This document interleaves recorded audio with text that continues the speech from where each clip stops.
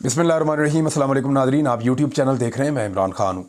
जो अहम खबरें हैं उनमें सबसे पहले तो आप ये ले लें कि पाकिस्तान नहीं, दुनिया भर में जो पाकिस्तान में एक आईनी तरमीम हुई है उसे कोई अच्छी नज़र से नहीं देखा जा रहा।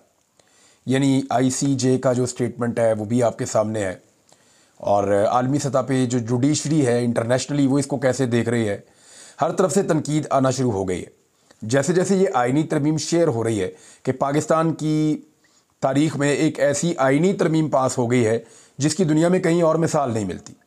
और पाकिस्तान जैसे मुल्क में जहाँ पे जाली हुकूमतें बनती हैं, जहाँ पे 4 मरतबा डिक्टेटर्स रह चुके हैं, जहाँ पे हुकूमतें बनने और उनके टूटने में इस्टेब्लिशमेंट का हाथ होता है, वहाँ पे अदलिया के ऊपर इस किस्म का कंट्रोल, इसका मतलब ये है कि आइंदा कोई भी इस्टेब्लिशमेंट अगर इस मुल्क में खेल खेलना चाहेगी तो अदलिया जो एक रास्ते की रुकावट होती थी वो आइंदा रुकावट नहीं रहेगी। तो एक बहुत इंपॉर्टेंट चीज़ है। बैनुल-अक़वामी मीडिया इसको रिपोर्ट कर रहा है। बरतानवी अखबार है बहुत बड़ा। पहले तो सबसे जो ट्रिब्यून की हेडलाइन थी कल सुबह की वो कमाल थी। द ट्रिब्यून ने जो लिखा था उन्होंने कहा जी ये तो अदलिया के पर उतर दिए इन्होंने इस आईनी तरमीम के ज़रिए से। फिर आप ये देखें द गार्डियन ने इसके अंदर क्या लिखा। द गार्डियन इसके अंदर लिखता है जी कि मेंबरान कौमी असम्बली या जो पार्लियामेंटेरियंस हैं उनको हरासा करके हुकूमत पाकिस्तान ने अदलिया के इख्तियारात और आज़ादियों पर पाबंदी लगा दी है। ये जनाब लिखा है इंटरनेशनल मीडिया ने, और बाकी मीडिया भी ऐसे ही लिख रहा है। डिटेल में क्या जाएँ, जो हमने किया है वो सबसे ज़्यादा तो हमें पता है कि हमने पाकिस्तान के अंदर पाकिस्तान के आइन के साथ क्या खिलवाड़ हमने कर दिया है। काजी फ़ायद ईसा साहब जो हैं वो एक मिसाल के तौर पे याद रखे जाएंगे। देखिए उनके पास अब आज आपकी शुरू हो गई है पाकिस्तान में 22 तारीख। तो 22 तारीख शुरू हो गई है, 23, 24 और 25, ये 22 को आप शामिल करें तो 4 दिन है। तो काजी फ़ायद ईसा साहब के आखिरी 4 दिन बाकी हैं, और इन 4 दिनों के बाद वो माजी का एक किस्सा हो जाएंगे। लेकिन इंटरेस्टिंग बात यह है कि काजी फ़ायद ईसा साहब जिस अंदाज में रुखसत हो रहे हैं, या जिस इज़्ज़त अफजाई के साथ उन्हें रुखसत किया जाएगा, या जो वकला उनको खिताबात दे रहे हैं, या जो बार्स उनको कह रही हैं, या जो यंग वकला सारे उनके बारे में बातें कर रहे हैं, या पाकिस्तान के पार्लियामेंटेरियन, पाकिस्तान के आम लोग, पाकिस्तान का सोशल मीडिया, पाकिस्तान के मीडिया वाले जिस अंदाज में काजी फ़ायद ईसा साहब को रुखसत कर रहे हैं और काजी फ़ायद ईसा साहब की खिदमत को याद रखेंगे, मेरे ख्याल में आने वाले जजेस को एक फैक्टर ये भी देखना पड़ेगा।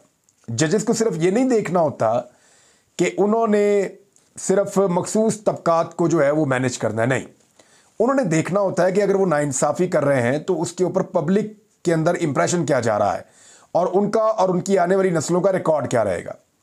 यानी काजी फ़ायद ईसा साहब अपने वालिद का बहुत नाम लेते थे, क्या उनका बेटा ओपनली निकल के दुनिया के किसी भी मुल्क में ये कह सकता है खुलकर के मैं काजी फ़ायद ईसा का बेटा हूँ? ये कह सकता है?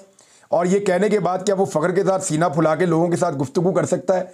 ये बड़ी मुश्किल हो जाएगी। ऐसे लोगों के लिए, उनकी फैमिलीज़ के लिए हमेशा मुश्किल रहती है जब आप मुल्की नौइयत के ऊपर इतनी बड़ी बड़े ब्लंडर्स करते हैं, ऐसे अजीब अजीब आप काम करते हैं, तो फिर उसका खुमियादा सिर्फ आपको ही नहीं आपकी नस्लों को भुगतना पड़ता है। और जब आप अच्छे काम करते हैं, बेहतरीन काम करते हैं, तो फिर आपकी नस्लें जो हैं वो उसको इंजॉय भी करती हैं। यानी कायदे आज़म की जो औलाद है, लोग ढूंढ ढूंढ के लाते हैं कि जनाब ये फ़लाँ जगह से कायदे आज़म के रिश्तेदार हैं। अल्लामा इकबाल रहमतुल्लाह अलैह के बच्चे, उनके पोते वलीद इकबाल साहब, लोग उनकी इज़्ज़त क्यों करते हैं? अल्लामा इकबाल रहमतुल्लाह अलैह की वजह से करते हैं। वो इतना बड़ा दरख्त है जिसके साए में वो लोग सारे बैठे हुए हैं, तो हमेशा उसकी छाँव उनके साथ रहेगी। तो जो लोग नस्लों के लिए इज़्ज़त कमा जाते हैं वो भी होते हैं, और जो नस्लों के लिए इज़्ज़त गंवा जाते हैं वो भी लोग होते हैं। बहरहाल तारीख़ जो है वो बड़ी ज़ालिम चीज़ है, और तारीख़ का कूड़ेदान हमेशा अवेलेबल रहता है। अगर आप चाहें तो आप अपना नाम तारीख़ के कूड़ेदान में लिखवा सकते हैं। तो पाकिस्तान में कुछ लोगों ने फ़ैसला किया और उनका नाम तारीख़ के कूड़ेदान में चला गया। इससे कोई फ़र्क नहीं पड़ता कि आप कितने बड़े ओहदे पे हैं, आप कितने ताकतवर हैं, आपका इन्फ्लुएंस कितना है, आप कितना ज़्यादा लोगों को नुकसान पहुँचाने की सलाहियत रखते हैं, लेकिन तारीख़ का कूड़ेदान आपके लिए अवेलेबल है। तारीख़ का कूड़ेदान जो है वो यजीद के लिए भी अवेलेबल था। तारीख़ का कूड़ेदान जो है वो मीर जाफ़र, मीर सादिक के लिए भी अवेलेबल था। तारीख़ का कूड़ेदान हर गद्दार के लिए, हर बागी के लिए, हर पीठ में खंजर घोंपने वाले के लिए, हर जालिम और जाबर के लिए वो अवेलेबल था। हिटलर जो है उसके बारे में मुख्तलिफ लोगों की आरा है। हर एक आदमी तारीख़ में अपना एक हिस्सा छोड़ कर जाता है, लेकिन बहुत सारे लोग ऐਵੇਂ ही चले जाते हैं, कोई उन्हें याद भी नहीं रखता। अब इसमें जो है वो एक और चीज़ मैं आपके साथ शेयर करता हूँ। बड़ा अहम नुक्ता जो है वो अब उठाया जा रहा है कि जस्टिस याया अफरीदी अगर चीफ जस्टिस ऑफ पाकिस्तान बना दिए जाते हैं, लेकिन कमेटी तो बन गई है, और कमेटी के हवाले से चंद चीज़ें मैं आपको बता दूं कि सारे नाम भी आ गए हैं। ज़रा नाम आपको बता ना दिए जाएँ कि कमेटी में किस किस के और कौन कौन से नाम हैं। इसमें जो है सबसे पहले जो कमेटी में नाम दिए थे वो पाकिस्तान पीपल्स पार्टी ने दिए थे, और पीपल्स पार्टी के बाद जो है वो फिर बाकी नाम आए थे। PMLN की जानिब से ख्वाजा आसिफ हैं जनाब, और एहसन इकबाल साहब हैं MNA, और MNA शाइस्ता परवेज़ मलिक साहब हैं। ये तीन उनके MNA हो गए। और उसके बाद जनाब पीपल्स पार्टी के जो MNAs हैं उनमें राजा परवेज़ अशरफ हैं और नवीद कमर साहब हैं। और उसके बाद जी एक मिस राना अंसार, ये भी MNA है जी। फिर उसके बाद जनाब आ जाएं आप PTI, उन्हें गौर अली खान साहब का नाम आया हुआ है, बैरिस्टर गौर का, और साहबजादा हामिद रज़ा साहब का नाम आया हुआ है। और फिर अब सेनेटर्स के 4 नाम आ जाएं तो यहाँ पे पहला नाम जो सेनेटर में है पीपल्स पार्टी के फ़ारूक H नायक, ये मुखालफत कर रहे थे लेकिन अब ये इसका हिस्सा है। अच्छा, इसके बाद जनाब आज़म नज़ीर तारड़, ये नून लीग की जानिब से आ गए, और अली ज़फ़र साहब आ गए बैरिस्टर PTI की जानिब से, और कामरान मुर्तज़ा साहब आ गए सेनेटर, ये फजल रहमान साहब की जानिब से। तो इस तरह जनाब ये पूरे हो गए। एक MQM का वोट भी है इसके अंदर, मिसिज़ राना अंसार जो वोट है ये MQM का वोट है। तो इस तरह जनाब ये फॉर्मेशन पूरी हो जाती है। अब 8 वोट हुकूमत के पास मौजूद हैं, जिसको चाहे वो जज बना दें। तो पाकिस्तान तहरीक इंसाफ के हवाले से एक सवाल है, वो मैंने उठाया भी था कि क्या पाकिस्तान तहरीक इंसाफ को इस कमेटी का हिस्सा बनना चाहिए। वो तो इसके खिलाफ थे। पाकिस्तान तहरीक इंसाफ या उनके चेयरमैन जो हैं, बानी चेयरमैन इमरान खान साहब, लीडर हैं इस पार्टी के, साबिक वज़ीर आज़म हैं, वो तो इस आइनी तरमीम में और इस जाली मैंडेट वाली हुकूमत में मानते ही नहीं है। तो जब वो एक चीज़ को मानते ही नहीं है तो उसके नतीजे में बनने वाली एक कमेटी का वो हिस्सा बन सकते हैं। टेक्निकल क्वेश्चन है, बाद औक़ात आपको कड़वे घूंट करने पड़ते हैं सियासत में, सिस्टम का आपको हिस्सा रहना पड़ता है, क्योंकि इमरान खान सिस्टम के अंदर लेके लड़ना चाह रहे हैं, सिस्टम के बाहर नहीं निकलना चाह रहे। वो आइन, कानून और सिस्टम के अंदर रहना चाहते हैं। ये बड़ी अच्छी बात है। लेकिन अब ये कमेटी के अंदर क्या पाकिस्तान तहरीक इंसाफ को रहना चाहिए? तो इसमें जो पॉलिटिकल कमेटी है पाकिस्तान तहरीक इंसाफ की, उन्होंने कहा जी इसका हिस्सा नहीं बनेंगे, इसके इजलास में शिरकत नहीं करेगी, पाकिस्तान तहरीक इंसाफ इसके इजलास का बाइकआउट करेगी। बहरहाल वहाँ पे फिर भी 9 वोट मौजूद है, बाकी वो बड़े आराम से अपना चीफ जस्टिस ले आएंगे। पॉलिटिकल कमेटी ने कुछ और फैसले भी किए, उन पर बाद में आते हैं। लेकिन पहले अगर याह्या अफरीदी बन जाते हैं चीफ जस्टिस, या उन्हें बना दिया जाता है, तो 2 जो सीनियर जजेस हैं, यानी नंबर 1 के ऊपर जस्टिस मंसूर अली शाह हैं, नंबर 2 के ऊपर जस्टिस मुनीब अख्तर साहब हैं, नंबर 3 के ऊपर जस्टिस याह्या अफरीदी साहब हैं। अब सवाल ये पैदा होता है कि अगर पहले 2 को छोड़कर जस्टिस याह्या अफरीदी को बना दिया जाता है तो क्या पहले 2 रिटायर हो जाएंगे? क्योंकि सुपरसीड हो गए ना। मिलिट्री में आमतौर पे ऐसे होता है कि जब किसी जूनियर को आर्मी चीफ बनाया जाता है तो उनसे सीनियर जो हैं वो रिटायरमेंट ले लेते हैं, और वो कबल अज़ वक्त रिटायर होकर चले जाते हैं कि हम अपने जूनियर को सल्यूट नहीं कर रहे।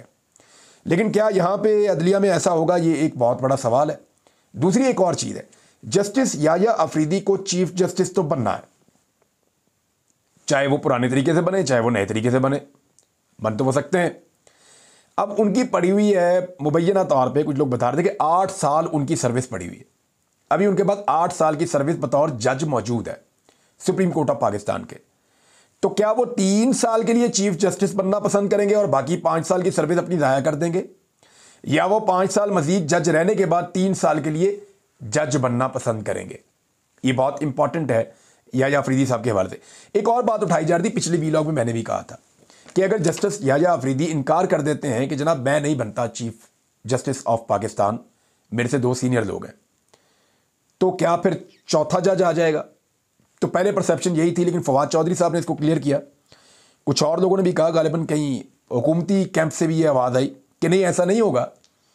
अगर जस्टिस याह्या अफरीदी इनकार कर देते हैं कि जनाब मैं चीफ जस्टिस ऑफ पाकिस्तान नहीं बन रहा, 3रे नंबर पे हूँ लेकिन मैं नहीं बन रहा, मेरे से 2 सीनियर हैं, तो फिर हुकूमत चौथे पे नहीं जा सकेगी। हुकूमत को पहले 3 में से चुनना है, जब तक कि वो तीनों इनकार ना कर दें हुकूमत चौथे पे जा ही नहीं सकती। तो इसलिए हुकूमत फिर जो बाकी 2 बच जाएंगे, जस्टिस मुनीब अख्तर और जस्टिस मंसूर अली शाह, उन दोनों में से एक को चीफ जस्टिस बनाएगी। अब डिपेंड करता है कि जस्टिस याह्या अफरीदी साहब तारीख में अपना, मैंने फिर कहा ना तारीख बड़ी जालिम है, तो जस्टिस याह्या अफरीदी साहब तारीख में अपना क्या नाम लिखवाते हैं, ये उनके ऊपर भी डिपेंड करता है।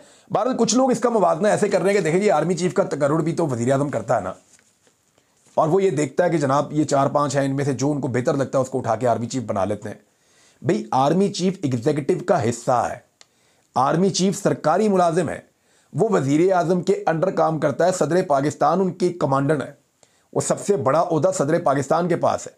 आर्मी चीफ का एक महदूद ओहदा है, अब पावर्स बहुत बड़ी उनको मिल गई हैं, ताकत बहुत ज़्यादा है, उसका इस्तेमाल बहुत गलत होता रहा है, लेकिन आर्मी चीफ एग्जीक्यूटिव का हिस्सा है, वो आज़ाद नहीं है, आज़ाद नहीं है, बंधा हुआ है, एग्जीक्यूटिव का हिस्सा है। वो अलग बात है कि ताकत बहुत है, लेकिन जो आपकी जुडिशरी है वो इंडिपेंडेंट होनी चाहिए, वो आज़ाद है, वो किसी की मोहताज नहीं है। लिहाजा जब आप अदलिया की बात करते हैं, चीफ जस्टिस की बात करते हैं, तो वो मैकेनिज्म अलग है, उसका तरीकाकार अलग होना चाहिए, वो आज़ाद है।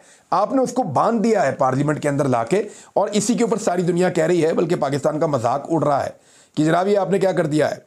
बहरहाल जो पॉलिटिकल कमेटी है, इस पे ये चीज़ें मैंने आपके सामने रख दी कि याह्या अफरीदी साहब वाले इशू में क्या होगा। कुछ लोग क्लेम कर रहे हैं कि क्योंकि हुकूमत ने बांध लिया निज़ाम को और अब वो जजेस को बार बार परेशान कर सकती है हुकूमत, उनके पास इख्तियारात बहुत बढ़ गए हैं इस आईनी तरमीम के नतीजे में, तो मुमकिन है कि वो जस्टिस मंसूर अली शाह साहब को ही चीफ जस्टिस ऑफ पाकिस्तान बना दे। मुमकिन है कि उनके साथ बैठ के बातचीत की जाए, ठीक है जी ये चीज़ें हैं, मुमकिन है। लेकिन ये सारी आईनी तरमीम हुई क्यों है, इसका वन लाइनर है इमरान खान का रास्ता रोकना। रोको इस आदमी को, ये आ रहा बहुत स्पीड में आ रहा है, इसको रोको, इसको कैसे रोको। फास्ट बॉलर होता है ना, उसके लिए आप पहले पैड पहनते हैं, फिर ग्लव पहनते हैं, फिर थाई लगाते हैं, फिर आप उसके लिए और गार्ड्स पहनते हैं, फिर टांगों के बीच में गार्ड पहनते हैं, फिर आप सर के ऊपर हेलमेट भी पहनते हैं, बाद लोग पसलियों के ऊपर भी लगा के पहनते हैं या कोहनी के ऊपर भी पहनते हैं। तो इमरान खान जो है वो फास्ट बॉलर है, तो एक के बाद एक गार्ड लगाकर देखा, वो रुक नहीं रहा, काबू नहीं आ रहा। तो उसके लिए अभी एक आईनी तरमीम की गई है और कोशिश की गई है कि इसका रास्ता रोका जाए इमरान खान का। लेकिन क्या रोक सकेंगे? जो पॉलिटिकल कमेटी है पाकिस्तान तहरीक इंसाफ की, उन्होंने जी फैसला किया है कि फौरी तौर पे ये जिन लोगों ने पार्टी के साथ इमरान खान के साथ गद्दारी की है ना, इनका मुहासबा किया जाए, इनको शोकाज नोटिस भेजे जाएं, इनसे जवाब तलब किए जाए और इनसे पूछा जाए कि जनाब आप किधर थे। यानी ज़ैन कुरैशी साहब के बारे में तो बहुत क्लियरली अभी एक स्टेटमेंट आया, बड़े बाखबर जर्नलिस्ट हैं हमारे हारून रशीद साहब, उन्होंने कहा जी कि ये तो बाप कुर्बानी दे रहा है, बेटा जो है उसने गद्दारी कर दी है।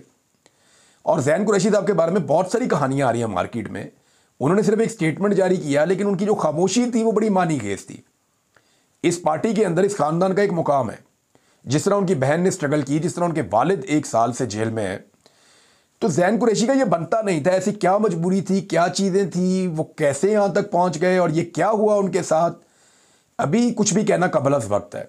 लेकिन ये खेल अभी आगे बढ़ता जाएगा और पता चलेगा आने वाले वक्त में। लेकिन पाकिस्तान तहरीक इंसाफ के वर्कर बहुत गुस्से में हैं, पार्टी बहुत गुस्से में है। वो ये कह रहे हैं कि जो लोग खड़े रहे इमरान खान के लिए, जिन्होंने मारें खाई, ज्यादतियाँ बर्दाश्त की, फिर उनका क्या कसूर है? वो भी जाते और जाके कंप्रोमाइज़ कर लेते, उन्हें भी वोट ना डालना पड़ता, उनके घर भी टूटते ना, उनको कुछ पैसा भी मिल जाता, उनके हालात भी बेहतर रहते। तो उनको और आपने अगर इन सारों को, जो लोग चले गए और जो नहीं गए, उनको एक ही आपने सोटी से या एक ही छड़ी से आपने हाँकना है, तो फिर तो कुर्बानी देने वालों का कोई फायदा नहीं कि वो कुर्बानी दें। अगली दफ़ा ज़्यादा लोग जो हैं, जब तक आप एग्जाम्पल नहीं सेट करेंगे तब तक लोग खड़े होना नहीं सीखेंगे। जब तक भागने वालों को, गद्दारी करने वालों को, वो कहते हैं ना कि आप जंग में दुश्मन को बाद में मारो, गद्दार को पहले मारो। ये मैं जंग का एक रूल बता रहा हूं, क्योंकि आपने जीतना है। तो जब तक आप इनको आइडेंटिफाई करके अलग नहीं करेंगे ना, तो मेरी बात आप लिख कर ले लें, जो बाकी लोग आज चंद खड़े हुए हैं ना, वो कल खड़े नहीं होंगे। तो पाकिस्तान तहरीक इंसाफ को इसके ऊपर सख्त एक्शन लेना होगा, वरना काम खराब हो जाएगा। सलमान अकरम राजा साहब ने एक बहुत इंपॉर्टेंट बात की है। वो ये कह रहे हैं कि अदालतों से जो रिलीफ मिलता था या इंसाफ मिलता था, उसको अब भूल जाएं। आप अब सिर्फ सड़कों से रिलीफ आपको मिलेगा। ये पाकिस्तान तहरीक इंसाफ जो है, ये बार बार इनके बहुत सारे लोग ये कह रहे हैं कि हमें सड़कों पे निकलना पड़ेगा, एहतजाज करना पड़ेगा, वरना काम खराब है। तो क्या पाकिस्तान तहरीक इंसाफ दोबारा मोमेंटम बना सकती है? देखिए, जो पाकिस्तान के हालात है ना, हर आदमी तंग है। कोई महंगाई के हाथों तंग है, कोई हालात के हाथों तंग है, हर घर के अंदर जो है वो इस वक्त परेशानी है। इस हुकूमत ने लोगों का जीना दो भर कर दिया, हर चीज़ की कीमत कहाँ से कहाँ पहुँच गई है, और जाली आदादोशुमार के साथ बार बार दावे करते हैं हम हालात ठीक कर रहे हैं, हालांकि इन्होंने हालात का बेड़ा गर्क कर दिया। रिकॉर्ड कर्जे भी इन्होंने ले लिए हैं। फौरी तौर पे शुगर माफिया को इन्होंने कहा जी आप चीनी एक्सपोर्ट करें, बाद में ये महंगी होगी ना तो गरीब आदमी इसकी कीमत पे करेगा। फिर इमरान खान साहब पे मुलाकातों पर गैर मुअय्यना मुद्दत तक के लिए पाबंदी भी इन्होंने लगा दी फौरी तौर पर। हुकूमत इतनी दिलेर हो गई है। और वुज़रा और सेक्रेटरीज को बिजनेस क्लास की सहूलत भी दे दी, जाओ पूरी दुनिया में सफर करो। आज के बाद आप इकोनॉमी क्लास में नहीं जाएंगे, आज के बाद आप जाएंगे बिजनेस क्लास में। आपको जो है फुल प्रोटोकॉल के साथ जहाज़ों में भेजा जाएगा पूरी दुनिया के अंदर। तो ये जनाब फौरी तौर पे जो चीज़ें हुई हैं वो ये हुई हैं। कुछ लोग अंदाजे लगा रहे हैं कि पाकिस्तान तहरीक इंसाफ ख़त्मशुद, अब वो पार्टी मौजूद नहीं है, लोग उसको छोड़ गए हैं। तो याद रखें, ये जब इलेक्शन हो रहा था ना, तब कह रहे थे पाकिस्तान तहरीक इंसाफ को ज़्यादा 20-25 सीटें मिलनी है, उनमें से भी 15-20 टूट जाने। क्या ऐसा हुआ? नहीं हुआ। लेकिन ये फ़ायदा उठाया इमरान खान के अंदर होने का। फिर इमरान खान को मंजर से गायब भी इसीलिए करना पड़ा। याद रखें आप कि सितंबर में क्योंकि इमरान खान साहब कनेक्टेड थे लोगों के साथ, तो बंदे नहीं टूट रहे थे। अब जब अक्टूबर आया तो इमरान खान साहब को पहले गायब किया गया, फिर बंदे तोड़े गए। तो कितना फर्क पड़ता है। तो पाकिस्तान तहरीक इंसाफ कहीं नहीं जा रही, बहुत बड़ी पॉलिटिकल पार्टी है और लोग जितने तंग आए हुए हैं, एक छोटी सी चिंगारी जो है ना, खुदा ना खास्ता एक छोटा सा वाकया, एक हवा लगती है थोड़ी सी और पूरे मुल्क में एहतजाज फैल जाता है। क्योंकि लोगों के तंग आने के अपने अपने रीजंस हैं, वो परेशान है।